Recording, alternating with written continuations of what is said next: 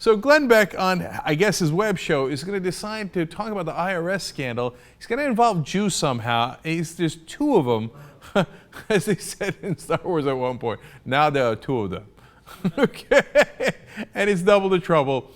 I don't know what these characters are. There's a presidential advisor, I guess, and why is some European dude an IRS guy? Let's see if anybody can figure out the mad ravings of Glenn Beck.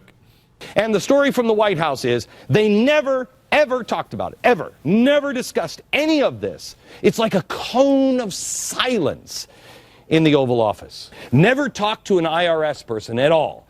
They sat around for 150 meetings, and this conversation never happened.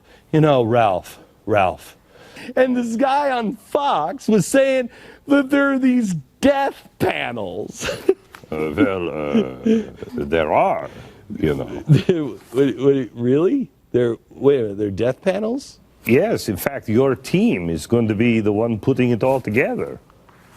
They just don't know what is in their best interest or what's good for them. Kind of like what the president says about the Jews in Israel, you know. They just don't know what's good for them. Right. But, you know. I do know. I mean, I wish there was just like those damn Jews that the president was talking. I just wish there was some way to stop them, you know?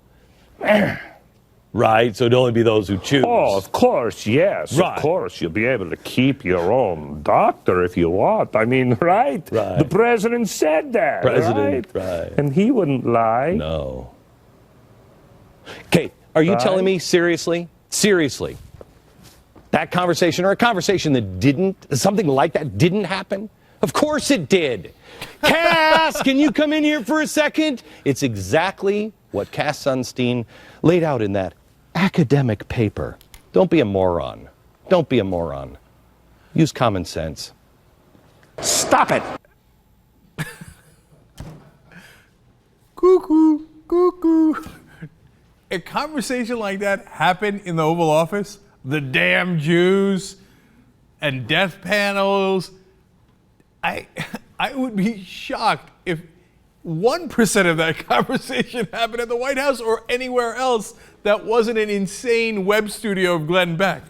Who is that guy with the mustache? And why would we have a European IRS guy? And why would he hate the Jews? I don't understand any of it. But what I love is how self-assured he is at the end. He's like, don't be a moron. Obviously, that conversation happened exactly like that, or kind of like that in the Oval Office. Maybe in your mind, man, but I don't think I got bad news for you. You might be living in a different plane of existence than the rest of us.